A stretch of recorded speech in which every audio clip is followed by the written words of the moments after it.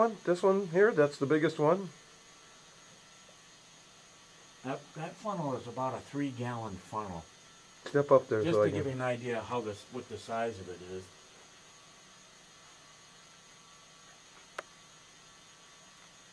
Probably about 16 inches long, maybe, and diameter is about 10 inches, maybe to 10 and a half across the top. This particular copper one right here is the United States Navy funnel. I found out it's stamped on it, USN. Any idea how old that is? It's got to be a Don't bit know though. what they would have used it for, but all I can say it's heavy, heavy gauge. Also, it probably was used like in the engine room rather than in the kitchen. Could have been, maybe they had to keep oil on a piece of machinery and it had to feed it through fast, so they used a bigger diameter one. And with collectors just seem to love these brighter colors. And it's a good example of, it almost looks like a black edge on this one, but when you get up a little closer, it's actually navy blue. I don't know if you can pick it up on the screen, because there's a lot of reproduction ones out there and they are black rimmed. If you find a red one with the blue trim, you get an original. There you go. All right, Mike, tell me about some of the funnels here you got. Well, these first 3 funnels are probably from the 20s, and they're more of a lead base that was in the granite ware that was applied to them, so it makes them a little bit heavier. Okay. They're a thicker coating of lead. A lot of these are just plain granite ware, but they don't have the lead content as those first 3. So these probably were made in the 20s, is my guess. I know. So you got one there that looks a little like glass. The one that's hanging a little lower there. This one here, this is a porcelain one. This is one that was used by the Coors manufacturing of beer. Whether they use that to test malts or I don't know exactly what it is. It's some type of strainer, so they probably put some of the mash in there, is my guess, to take a sample and run some tests on it. Down the line we have, I got a signature one here also. It is some of the manufacturers actually put their names on the outside when they're signed and dated like this. They're quite unique, because then they can really be dated and traced to when they manufactured them. This is ML&GC, agate ware they call it. Here you'll notice we have some of these that are of the brighter color variety. They're the red and the yellow, and then of course there's a larger one, but it's orange. The brighter colors were manufactured in Poland during the mid-70s. Okay. They have a tendency to do very bold and bright colors. I also have one on the other side. I usually group them together. There's one on the other side, but we'll see that a little later. That one's a really unique color on the other side. These two right here are glass funnels, but they're very unique, which is, anybody that's familiar with depression glass or Vaseline glass, they call it, that's the lighter, almost clear one. If you put that under black light, you can almost tell it glows like in the dark. Oh, and that's how they used to identify depression glass. The green one is, they call it jadeite.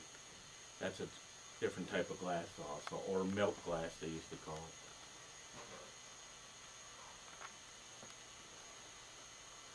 In the corner here we have a couple samples of quite unique percolator funnels, and they used to use these for various cooking. You'd set it on a particular coffee cup or something and maybe do some straining with it.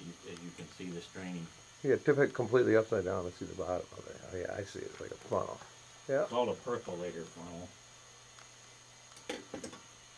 Most every funnel in here is granite ware, but I did add some copper to those, and this is one with a brass handle, which is kind of unique. When they were doing measurements, possibly in the automotive industry, they would fill that up. They'd know what kind of a measurement they might have there. And then when they could carry it over to the item they were going to dump it in, then they would open up the valve and let it go through. And it's screened so they could keep contaminants out of it. Sometimes they would recycle fluids that way if they were doing a job. These particular shaped funnels are like what they call canning funnels, and they would Put that on top of there, and of course into a jar, a smaller canning jar, and use these for preservatives and that type of thing. Right, I think Mom uses something like that on the ball jars. This one's got a unique design or ripple to it, and that was for pastry use of some sort. And because pastry is so thick and doesn't run that well, they put the ridges in there, and that kind of keeps it flowing down to the bottom. We have a real large funnel in the corner. I'm not sure what it was used for, but it's the largest one I've ever seen.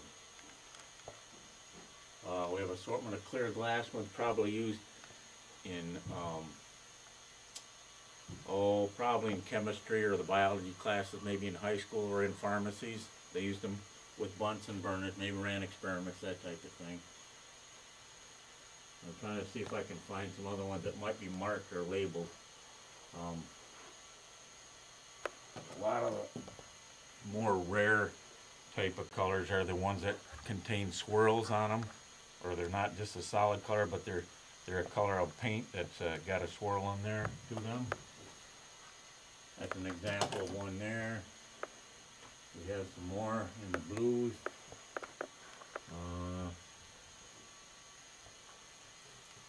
These shapes are kind of unusual. People don't see these every day. These are the bowl type funnels. Not sure what they used for, but they're very, very hard to find these types of shapes nowadays.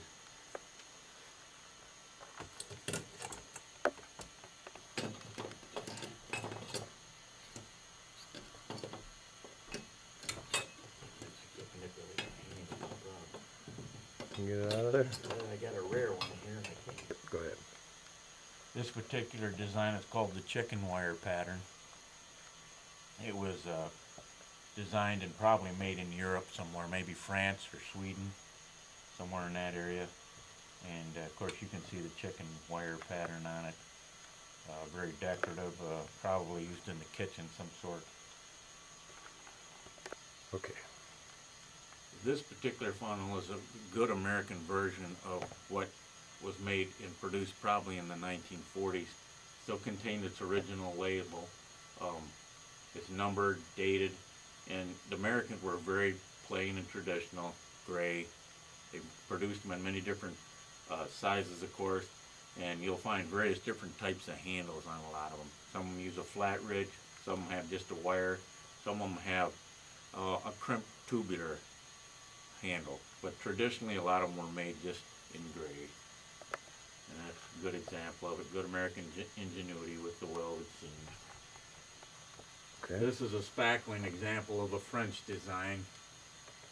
And again, we see a real nice example next to it of the pastry one, crimped down again.